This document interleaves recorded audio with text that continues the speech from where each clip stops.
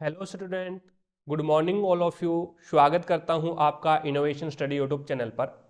मैं संदीप चौधरी एक बार फिर संजीव डेसवर्क के साथ आपके सामने हाजिर हुआ हूं। जैसा कि आप सभी को पता है, हमारी डेली क्लास रहती है सुबह 6 बजे, जिसमें हम कक्षा 10 के लिए संजीव डेसवर्क का सॉल्यूशन कर रहे हैं। और उसमें हमारी 2 क्लासें कंप्लीट हो चुकी है। मॉडल पेपर फर्स्ट और मॉडल पेपर सेकंड अपन इसमें हल कर चुके हैं। आज हम मॉडल पेपर 3 है वो हल करने वाले हैं। तो शुरू करते हैं आज का सेशन। जिसने भी क्लास को लाइक नहीं किया है तो एक बार क्लास को लाइक जरूर करें भी, ताकि हमारा भी मोटिवेशन बना रहे।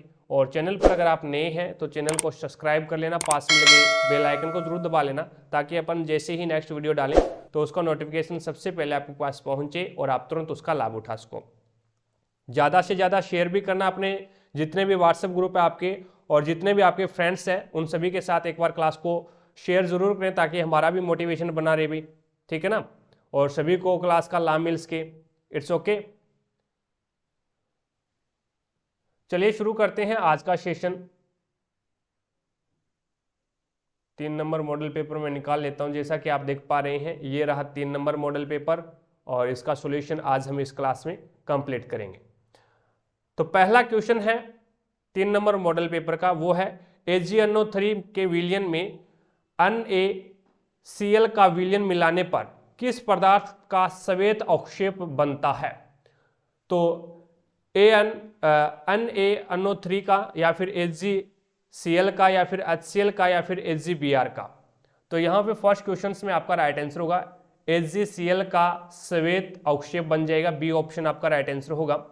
सेकंड क्वेश्चन है, वह चींटी के डंक में पाया जाने वाला अम्ल कौन सा है।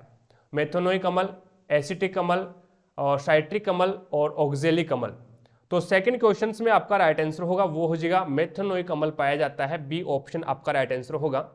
3 नंबर क्वेश्चन देखो भी, सबसे कठोर प्राकृतिक पदार्थ कौन सा है। ग्रेफाइट है, या फिर हीरा है, या फिर लिथियम है, या फिर गैलियम है। तो सबसे कठोर है वो हीरा हो जाएगा। बी ऑप्शन आपका राइट आंसर होगा।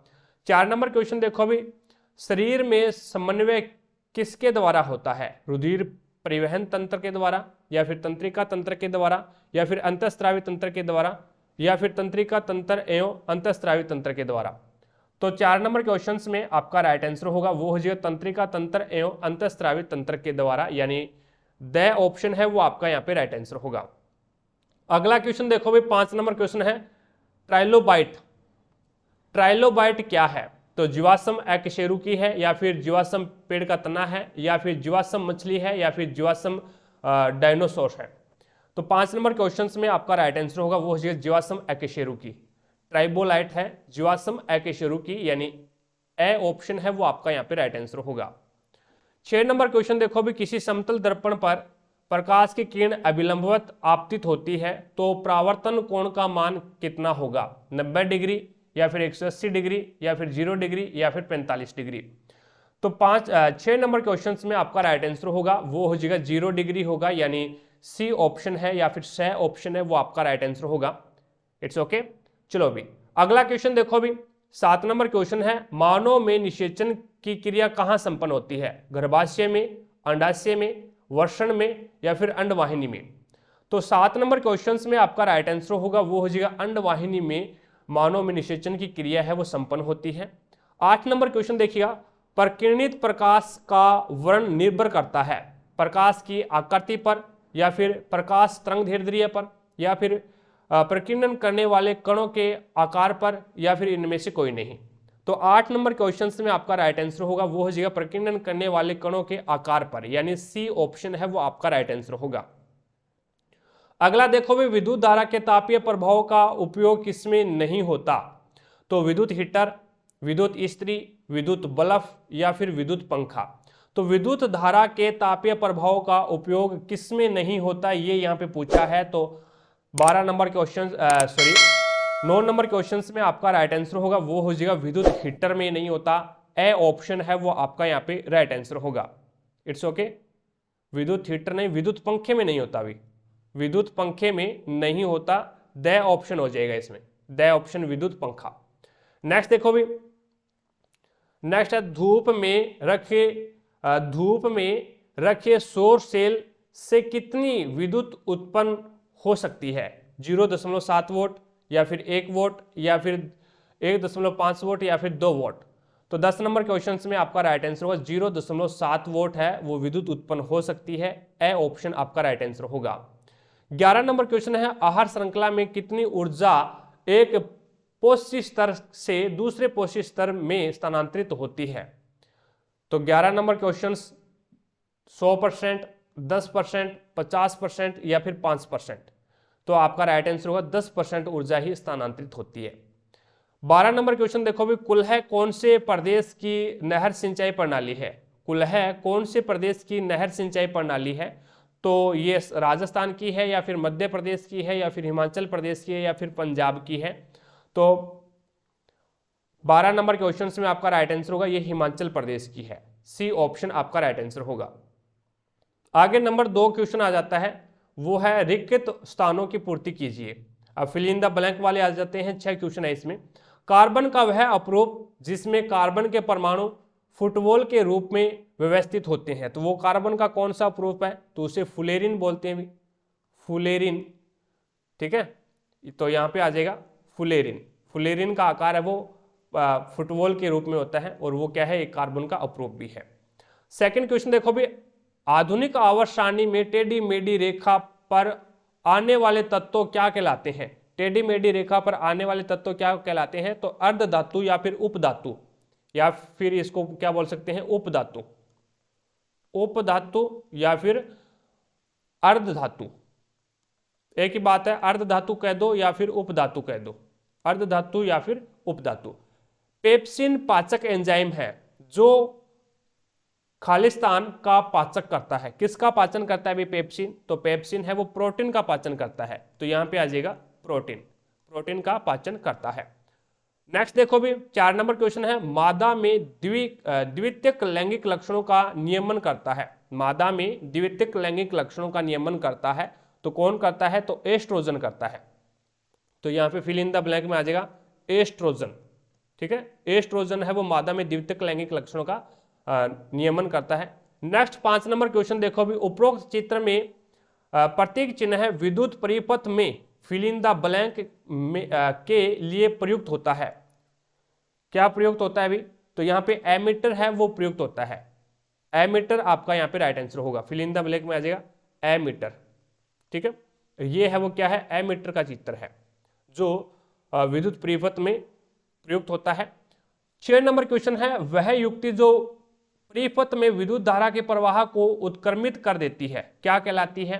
तो वो युक्ति है वो द्विपरिवर्तक कहलाती है। ठीक है, दिक् परिवर्तक कहलाती है, दिक् परिवर्तक। इट्स ओके, दिक् परिवर्तक कहलाती है। अब नंबर 3 क्वेश्चन आ जाता है, उसमें आपको अति लघुत्रात्मक प्रश्न है जो कि एक वन लाइनर है। वह अभिक्रिया लिखिए जिसका उपयोग श्याम सवेत फोटोग्राफी में किया जाता है। वह अभिक्रिया लिखना है जिनका उपयोग है वो श्याम सवेत फोटोग्राफी में किया जाता है। तो ये अभिक्रिया यहाँ पे हो जाएगी, वो होगी HgBr। HgBr ये क्या है, सॉलिड है और ये सूर्य के प्रकाश में होगी, तो ये हो जाएगा Hg plus Br2, Hg plus Br2, और ये गैस हो जाएगी, ये सॉलिड ही रहेगा भी। ठीक है, तो यहाँ पे आपको लिखना पड़ेगा सूर्य का प्रकाश मिला तब ये क्या हो गया, टूट गया। सूर्य का प्रकाश, सूर्य का प्रकाश। It's okay. तो यहाँ पे अगर इसको आप HgBr इसको संतुलित करोगे तो यहाँ पे 2 लगा देना और यहाँ पे 2 लगा देना। अब ये क्या है, अभिक्रिया है वो संतुलित हो गई। HgBr को सूर्य के प्रकाश में लाएंगे तो ये क्या है, टूट जाएगा Hg और Br के रूप में। It's okay. नेक्स्ट अपन बात करते हैं यहाँ पे CuSO4 5H2O का विशिष्ट नाम क्या है। विशिष्ट नाम क्या है, तो इसे हम नीला थोता बोलते हैं, नीला थोता। ठीक है, नीला थोता बोला जाता है। नेक्स्ट देखो भी, तांबे के शुद्धिकरण में प्रयुक्त विद्युत अपघट्य बताइए। तांबे के शुद्धिकरण में प्रयुक्त विद्युत अपघट्य आपको बताना है, तो कौन सा होगा, तो कॉपर सल्फेट हो जाएगा, जिसे हम क्या बोलते हैं, CuSO4 बोलते हैं। CuSO4 और इसका नाम है कॉपर सल्फेट, कॉपर सल्फेट। ठीक है, चीजें समझ में आ गई। अब यहाँ पे क्या है, CH3COOH यानी क्या होता है, तो एथेनोइक अम्ल होता है। कि संरचना चित्रित कीजिए, संरचना बनानी है इसकी, तो संरचना बना दो भाई। मैं यहाँ पे बना देता हूँ इसकी संरचना। तो संरचना कैसी होगी, इस प्रकार से, इसमें कार्बन कितने हैं, 2 है। ये लो कार्बन 2 हो गए यहाँ पे। अब हाइड्रोजन यहाँ पे कितने, 3 और 1 4 तो आपको हाइड्रोजन लगाने हैं इसके, और 2 ऑक्सीजन लगानी है। ठीक है, और हाथ पूरे होने चाहिए। एक कार्बन मैंने यहाँ पे लगा दिया, कोई दिक्कत नहीं है। एक कार्बन मैंने यहाँ पे लगा दिया, कोई दिक्कत नहीं है। एक कार्बन मैंने यहाँ पे लगा दिया। 3 तो हाइड्रोजन, 3 हाइड्रोजन तो मैंने यहाँ पे लगा दिए। उसके बाद में इनकी संयोजकता पूरी है, इनके हाथ वो बंधे हुए हैं, 4 हाथ होते हैं, बंध गए। उसके बाद में यहाँ पे एक मैंने क्या, 2 ऑक्सीजन भी लगाना है, तो ये 1 ऑक्सीजन मैंने यहाँ पे लगा दिया और 1 हाइड्रोजन मैंने यहाँ पे लगा दिया। तो इसका कितना हो गया, इसके अभी तक 2 हाथ खुले हैं, तो 1 यहाँ पे लगा दिया। चीजें समझ में आ गई। तो ये हो जाएगा आपका, इसका स्ट्रक्चर, संरचना हो जाएगी CH3COOH एथेनोइक अम्ल की। ठीक है, आगे देखो भी, क्लोरीन समस्थानिकों के परमाणु भार लिखिए। क्लोरीन समस्थानिकों के परमाणु भार लिखने हैं, तो यहाँ पे हो जाएगा, एक तो हो जाएगा Cl35 और दूसरा क्या होगा Cl37 और Cl35, ये हो जाएंगे। आगे देखो भी, आगे 6 नंबर क्वेश्चन है, कौन सा ग्राही अंग संतुलन से संबंधित है। तो अंग संतुलन से संबंधित कौन सा हो जाएगा, अंतःकरण हो जाएगा। ठीक है भाई, अंतःकरण हो जाएगा इसका ऑप्शन, इसका आंसर है वो अंतःकरण हो जाएगा। अगला देखो भी, स्पाइरोगायरा में प्रजनन किस विधि से होता है। तो स्पाइरोगायरा में प्रजनन है वो खंडन विधि से होता है। कौन सी विधि से होता है, खंडन विधि से होता है। एक आपकी जानकारी के लिए मैं बता दूं, आपकी जो क्लास, एक मैथ का डेस्क भी चल रहा है, आपके 10वीं क्लास का मैथ का डेस्क संजू का चल रहा है, और उसका सॉल्यूशन रोशन सर करवा रहे हैं। शाम को 7:15 शाम के टाइम लाइव क्लास होती है, भी वो क्लास भी आप ज्वाइन कीजिएगा। रोशन सर उसमें मैथ का संजीव डेस्क करवा रहे हैं, और जैसे ही संजीव डेस्क कंप्लीट होगा तो उसके बाद में एक्सीलेंट भी डेस्क आपको करवा देंगे। संजीव डेस्क के 6 नंबर मॉडल पेपर है वो आपका चल रहा है। It's okay. अगला देखो भी, एमीटर को विद्युत परिपथ में कौन से क्रम में लगाया जाता है। तो एमीटर को विद्युत परिपथ में सदैव और सदैव श्रेणी क्रम में लगाया जाता है भी। ठीक है ना, याद रखना, सदैव और सदैव श्रेणी क्रम में लगाया जाता है। विद्युत चुंबकीय प्रेरण की खोज किसने की थी। तो आपका राइट आंसर होगा माइकल फेराडे ने। किसने की थी भी, माइकल फेराडे ने। It's okay. 10 नंबर क्वेश्चन देखो भी, किसी परिपथ में धारा प्रवाह है या नहीं तथा किस दिशा में है, जानने के लिए हम किस विद्युत उपकरण का यूज करते हैं। तो गैल्वेनोमीटर का यूज करते हैं। किसका यूज करते हैं, तो गैल्वेनोमीटर का यूज किया जाता है। ठीक है, गैल्वेनोमीटर का यूज करते हैं।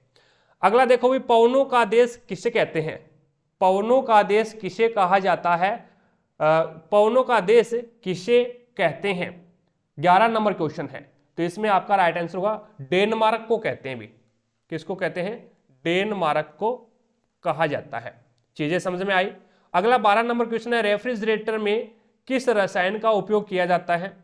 तो रेफ्रिजरेटर में CFC क्लोरोफ्लोरोकार्बन, CFC क्लोरोफ्लोरोकार्बन का यूज किया जाता है। ठीक है, क्लोरोफ्लोरोकार्बन का यूज किया जाता है, रेफ्रिजरेटर फ्रीज बोलते हैं ना जिसको, उसमें। It's okay. आगे देखो भी, नेक्स्ट देखिएगा, साथ साथ में क्लास को लाइक करते रहिए भी। जिसने भी क्लास को लाइक नहीं किया है तो एक बार क्लास को लाइक जरूर करें, ताकि हमारा भी मोटिवेशन बना रहे। और चैनल पर अगर आप नए हैं तो चैनल को सब्सक्राइब कर लेना, पास में लगे बेल आइकन को जरूर दबा लेना, ताकि अपन जैसे ही नेक्स्ट वीडियो लेके आए तो उसका नोटिफिकेशन सबसे पहले आपके पास पहुंचे और आप तुरंत उसका लाभ उठा सको। नेक्स्ट 4 नंबर क्वेश्चन देखो भी, निम्न एस्को के सूत्र लिखने हैं, हेमेटाइट के और कॉपर पाइराइट के। तो हेमेटाइट का सूत्र क्या होगा, Fe2O3 हो जाएगा। हेमेटाइट का तो हो जाएगा Fe2O3, ठीक है। और कॉपर पायराइट का फॉर्मूला क्या होगा, तो कॉपर पायराइट का हो जाएगा CuFeS2, ये कॉपर पायराइट का फॉर्मूला हो जाएगा। It's okay. नेक्स्ट देखो भी, अगला है कार्बन के दो गुणधर्म कौन से हैं जिनके कारण हमारे चारों ओर कार्बन यौगिक की विशाल श्रृंखला दिखाई देती है। तो दो कौन से हैं, तो एक तो हो जाएगा श्रृंखलन का, एक तो क्या हो जाएगा श्रृंखलन का, एक तो गुण उसका श्रृंखलन का है और दूसरा उसका गुण है वो चतुस्संयोजकता का हो जाएगा, चतुस्संयोजकता का। दूसरा गुण कौन सा है, तो चतुस्संयोजकता का हो जाएगा। It's okay. आगे देखो भी 6 नंबर क्वेश्चन है, सल्फर के अणु की इलेक्ट्रॉनिक बिंदु संरचना बताइए। सल्फर के अणु की इलेक्ट्रॉनिक बिंदु संरचना आपको बतानी है। तो यहां पे किस प्रकार से बनेगा, तो देखिएगा इस प्रकार से बना लेना भी, यहां पे मैं बना के दिखा देता हूं। ये सल्फर हो गया ये, और यहां पे इसमें कितने आएंगे तो वो देख लो भी, कितने सल्फर के अणु का इलेक्ट्रॉनिक बिंदु संरचना जब हम बनाएंगे तो उसमें सल्फर कितने आएंगे, इसमें 8 आएंगे भी, ठीक है ना। अब यहां पे बन जाएगा इस प्रकार से। उसके बाद में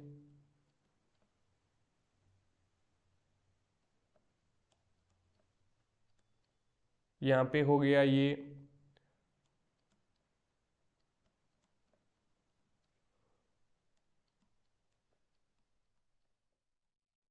इस प्रकार से बनेगा, ठीक है ना। तो मैं इसको पॉज करके एक बार बना देता हूं भी। ये लो भाई, ये बन गई सल्फर के अणु के इलेक्ट्रॉनिक बिंदु संरचना। इस प्रकार से आपको बनाना है, ठीक है ना। अब चलते हैं नेक्स्ट पे। आगे देखिएगा, प्रत्येक में 8 अणु है अभी, ठीक है ना। इसमें प्रत्येक में 8 अणु है। आगे चलते हैं, आवर्त सारणी में आवर्त तथा वर्ग, यानी आवर्त तथा वर्ग किसे कहते हैं, ये कितने होते हैं ये आपको बताना है। तो आवर्त सारणी में 36 पंक्तियां होती है। 36 पंक्तियों को तो अपन आवर्त बोलते हैं। जो ऊर्ध्वाधर स्तंभ होते हैं उनको हम क्या बोलते हैं, वर्ग कहते हैं। It's okay. और आवर्त सारणी में 18 तो वर्ग होते हैं। वर्ग कितने होते हैं, 18 वर्ग होते हैं। और जो आवर्त होते हैं वो क्या होते हैं, 7 आवर्त होते हैं और 18 क्या होते हैं, वर्ग होते हैं। It's okay. आगे चलते हैं, नेक्स्ट देखिए, पादपों के कोई 2 अपशिष्ट उत्पाद के नाम लिखिए। ये उत्पाद किस ऊतक में संचित रहते हैं, ये बताना है आपको। तो रेंजिन तथा गोंद, पादपों के कोई 2 अपशिष्ट उत्पाद हो गया। पहला हो गया रेजिन, पहला तो हो गया रेजिन, और दूसरा हो जाएगा इसका, वो हो जाएगा गोंद, ठीक है। ये 2 हो गए। उसके बाद में यह अपशिष्ट उत्पाद है वो विशेष रूप से पुराने जाइलम नामक ऊतक में संचित रहते हैं। कहां पे संचित होते हैं, तो ये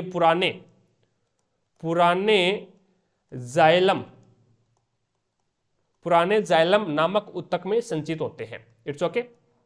9 नंबर क्वेश्चन देखो भी। 9 नंबर क्वेश्चन है, जीवाणु व वायरस जनित यौन संचारित रोग जिसे हम STD बोलते हैं का आप एक उदाहरण दीजिए। एक आपको उदाहरण देना है। तो यहां पे पहला हो जाएगा जीवाणु जनित यौन संचारित रोग है वो गोनोरिया हो जाएगा। जीवाणु जनित यौन संचारित रोग एक तो हो जाएगा गोनेरिया लिख दो भी, गोनेरिया हो जाएगा एक तो। It's okay. और एक वायरस जनित यौन संचारित रोग है वो हो जाएगा AIDS, acquired immuno deficiency syndrome, full form भी इसकी पूछी जा सकती है, HIV एड्स, ठीक है। ये 2 हो गए। ये तो जीवाणु जनित है गोनेरिया, और ये वायरस जनित है वो हो जाएगा एड्स। It's okay. क्लियर हुआ यहां तक। चलो भी 10 नंबर क्वेश्चन देखो भी, राइजोपस में जीवाणु समासंग का चित्र बनाना है आपको। राइजोपस में जीवाणु समासंग का चित्र आपको बनाना है। तो आप चित्र बना देना भी। राइजोपस में जीवाणु जनित इस प्रकार से बनेगा भी, एक यहां पे इस प्रकार से, ठीक है। ये इसकी पत्ती आ गई और इस प्रकार से बनेगा, ये यहाँ पे आ गया, इस प्रकार से एक जगह इकट्ठे हो जाएंगे ये, ठीक है। और इस प्रकार से इसकी ये जड़ें हो जाएगी इस प्रकार से, और इसमें से एक है वो हाफ बना देना इस प्रकार से, और इस प्रकार से ये बना देना, और ये हो जाएगा बीजाणु, इसका नाम हो जाएगा बीजाणु, ठीक है। नेक्स्ट है ये राइजोपस में बीजाणु संघ का चित्र हो जाएगा। नेक्स्ट है विवर्तन किसे कहते हैं। विवर्तन किसे कहा जाता है। यदि प्रकाश के पथ में रखी अपवर्तनांक वस्तु अत्यंत छोटी हो तो प्रकाश सरल रेखा में चलने की बजाय उनके किनारों पर मुड़ने की प्रवृत्ति दर्शाता है। इस प्रभाव को प्रकाश का विवर्तन कहते हैं। चीजें समझ में आ गई, लिख दोगे आप, कोई दिक्कत नहीं है। यदि प्रकाश के पथ में रखी कोई अपारदर्शी वस्तु है, वो अत्यंत छोटी है, तो प्रकाश क्या है, सरल रेखा में चलने की बजाय वो क्या है, उनके किनारों पर मुड़ने की प्रवृत्ति दर्शाता है, और उसे ही हम प्रकाश का विवर्तन कहते हैं। 12 नंबर देखो भाई, विद्युत धारा द्वारा प्रदत्त ऊर्जा की दर का निर्धारण कैसे किया जाता है। तो ऊर्जा की दर का निर्धारण है, वो ऊर्जा की दर हम किस प्रकार से ज्ञात करेंगे। तो ऊर्जा की दर बराबर क्या होता है, तो किया गया कार्य अपॉन में क्या होता है, अपॉन में होता है लिया गया सेकंड,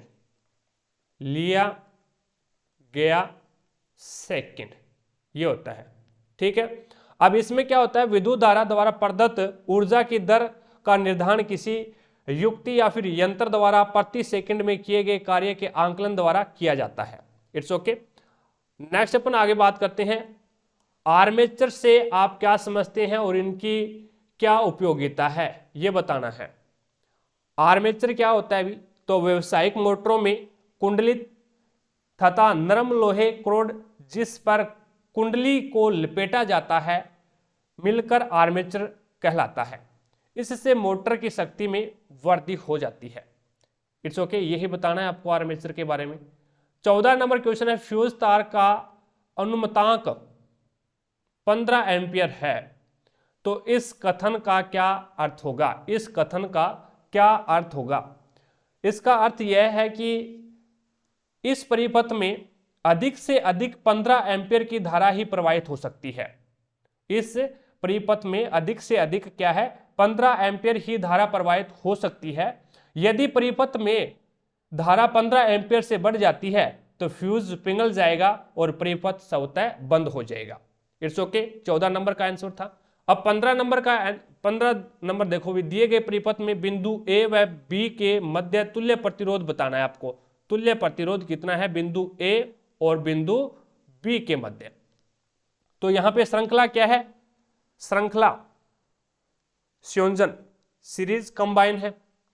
कैसा है भी, सीरीज कंबाइन है। तो यहां पे क्या हो जाएगा, सीरीज कंबाइन है, तो यहां पे आरएस बराबर क्या होगा, R1 प्लस में R2 हो जाएगा, ठीक है। तो यहां पे 1 प्लस में 1 बराबर क्या होगा, 1 प्लस में 1 यहां पे हो जाएगा 2 ओम। 1 ओम और 1 ओम मिलकर के क्या बनाएंगे, 2 ओम बनाएंगे। उसके बाद में अब दूसरे का देखेंगे तो दूसरे का भी क्या आएगा, 2 ओम ही आएगा। दूसरे का भी कितना आएगा, 2 ओम आएगा। अब उसके बाद में अगर हम बात करते हैं यहाँ पे तुल्य प्रतिरोध की, तुल्य प्रतिरोध की बात करते हैं तो ये यहाँ पे हो जाएगा 1 अपॉन में RS प्लस में 1 अपॉन में RS। तो ये कितना हो जाएगा, 1/2 प्लस में 1/2, 1/2 प्लस में 1/2, तो बराबर ये क्या हो जाएगा, 2/2 बराबर क्या हो जाएगा, 1 ओम। बराबर कितना आ जाएगा, इसका तुल्य प्रतिरोध 1 ओम आ जाएगा। It's okay. नेक्स्ट अपन बात करते हैं, नेक्स्ट देखिएगा, जीवाश्म ईंधन ऊर्जा के किस प्रकार के स्रोत है। जीवाश्म ईंधन है वो ऊर्जा के किस प्रकार के स्रोत है, किन्हीं 2 जीवाश्म ईंधनों के नाम लिखने हैं। तो पहला जीवाश्म ईंधन पेट्रोल हो जाएगा और दूसरा हो जाएगा खनिज कोयला, ठीक है। अब इसका जीवाश्म ईंधन है वो ऊर्जा के अनवीनीकरणीय परंपरागत स्रोत है, अनवीनीकरणीय पारंपरिक स्रोत है। और इसमें पेट्रोलियम पहला तो हो जाएगा पेट्रोलियम,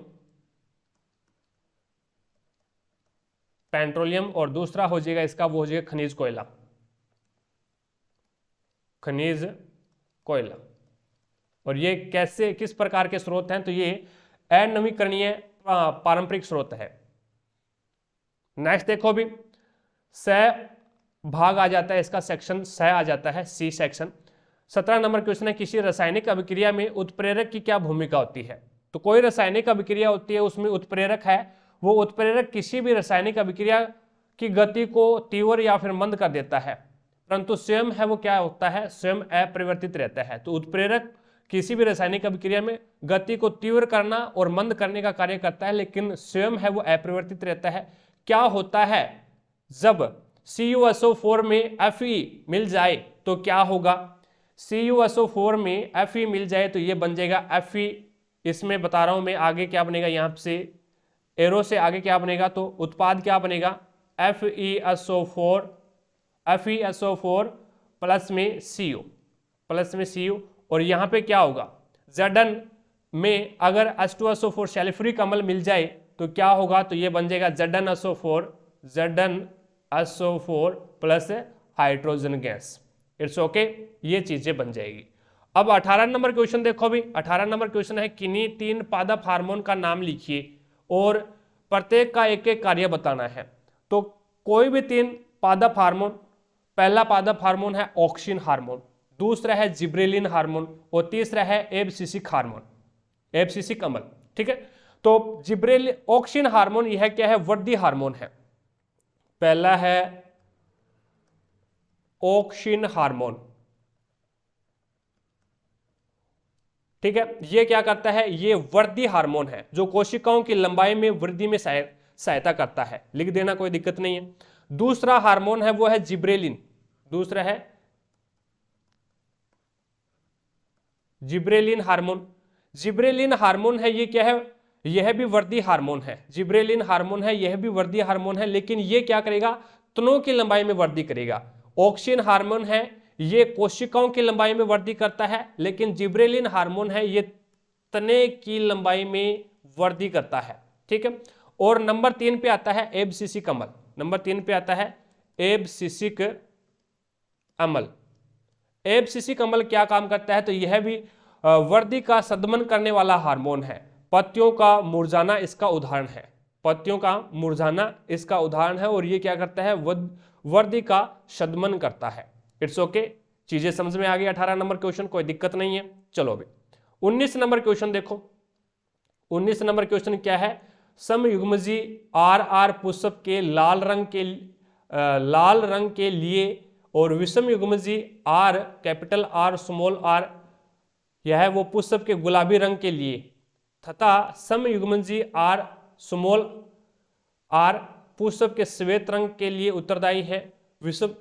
विषम युग्मजी है, ये गुलाबी पुष्पों से युक्त 2 जनकों के क्रॉस से प्राप्त संतति का चेकर बोर्ड पद्धति से जीन प्ररूप व लक्षण प्ररूप अनुपात बताइए, और इनका आरेखीय चित्र भी आपको बनाना है। आरेखीय चित्र भी इसका बनाना है अभी।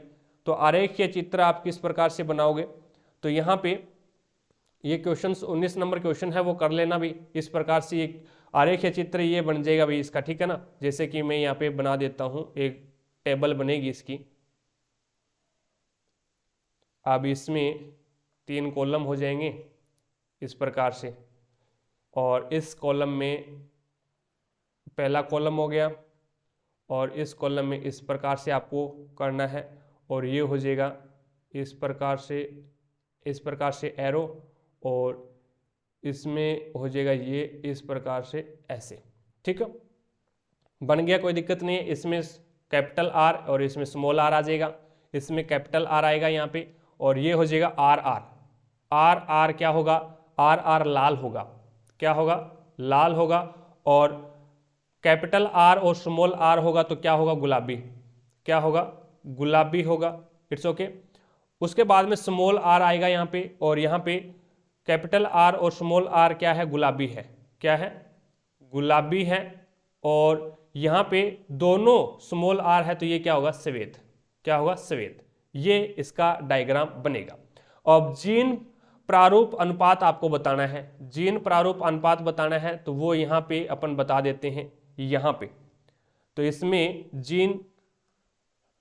जीन प्रारूप अनुपात कितना होगा? जीन प्रारूप अनुपात इसमें बता रहे हैं आर में आर स्मॉल आर और दोनों स्मॉल आर, इसमें क्या होगा 1:2:1 हो जाएगा। ठीक है, अब हम लक्षण प्रारूप अनुपात बताएंगे।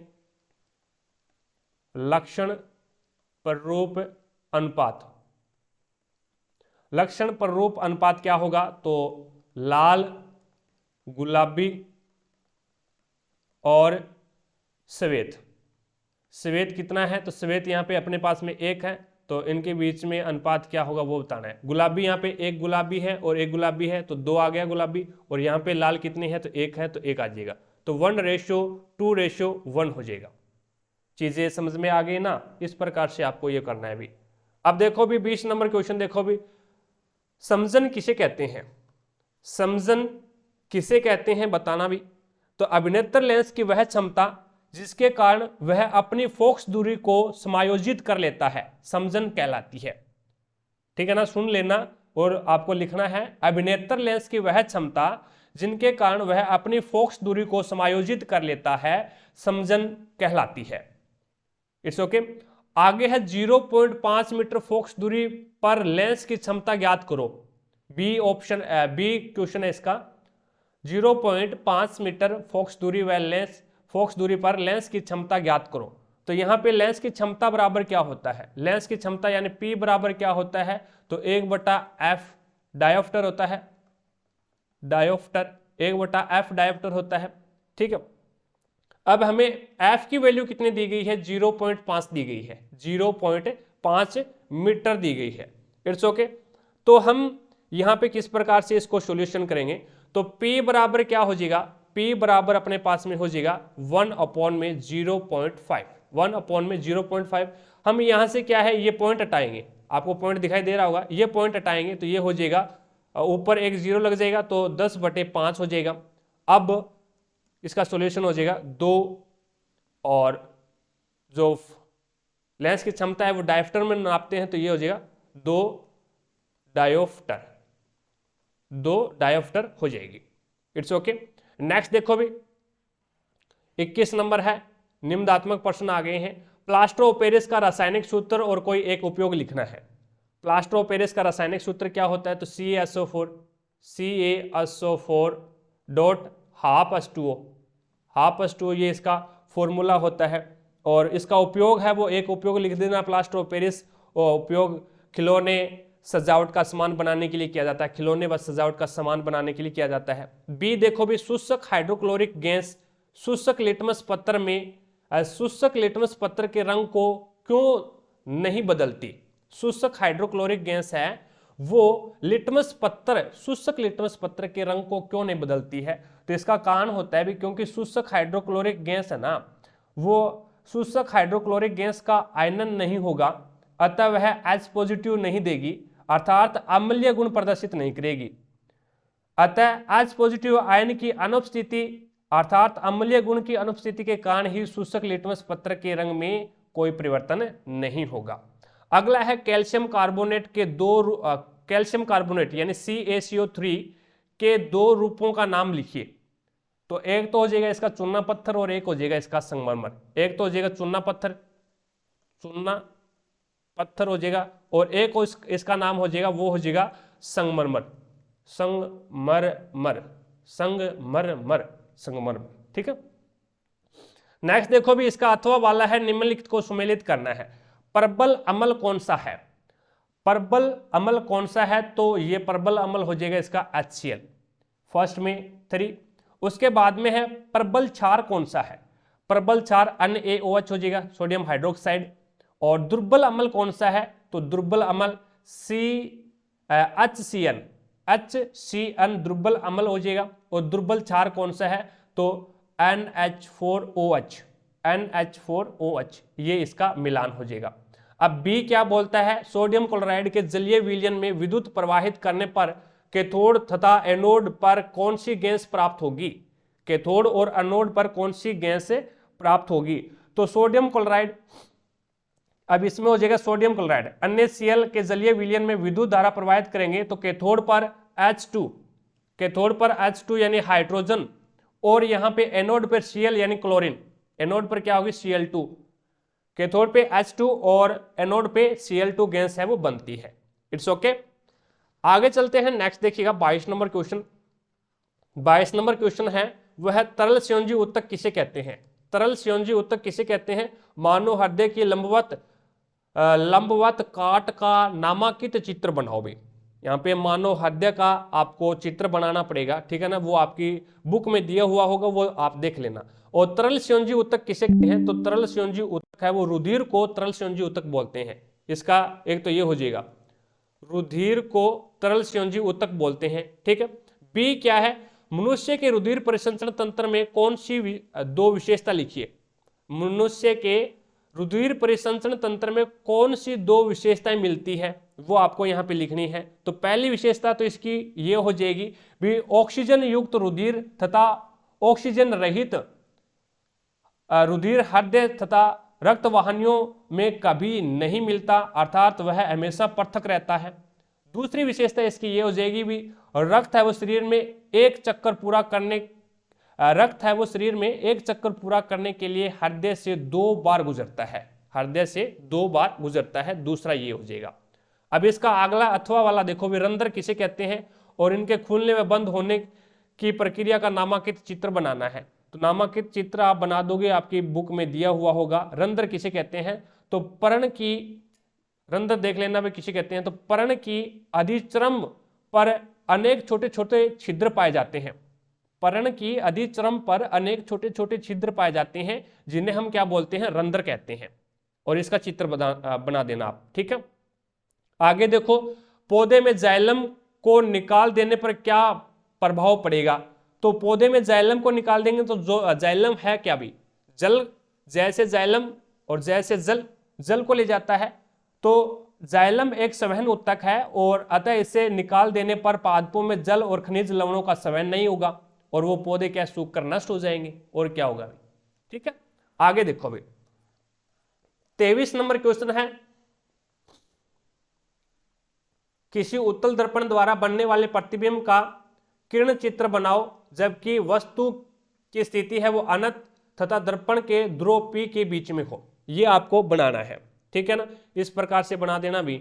ये एक दर्पण हो गया और दर्पण कैसा है? तो उत्तल है, तो इस प्रकार से ये उत्तल हो गया।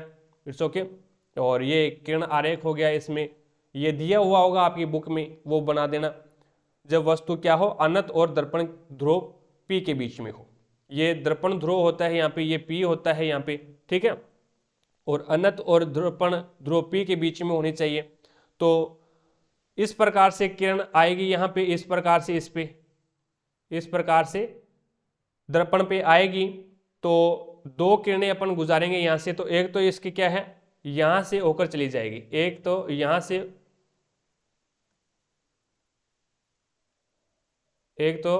से होती हुई इस प्रकार से चली जाएगी और वो पीछे वक्रता केंद्र C से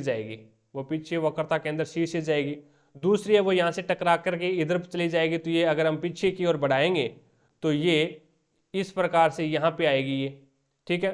तो ये जहाँ पे काटेगी वो बिंदु ये हो जाएगा, यहाँ पे काट रही है। तो ये कहाँ से गुजरेगी? तो ये F1 से होकर गुजरेगी और ये C से होकर गुजरेगी। तो ये इस प्रकार से आप बना देना।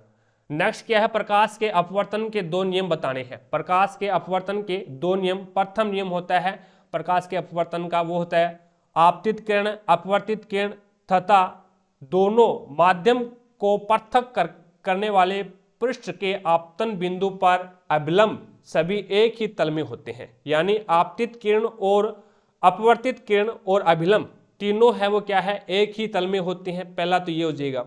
दूसरा ये हो जाएगा, दूसरा स्नेल का अपवर्तन नियम है।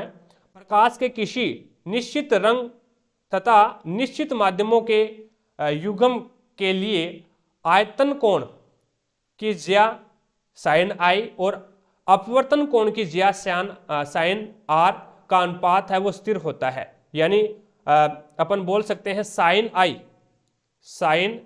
आई अपॉन में साइन आर बराबर क्या होता है, स्थिरांक होता है, बराबर क्या होता है, स्थिरांक होता है। It's okay.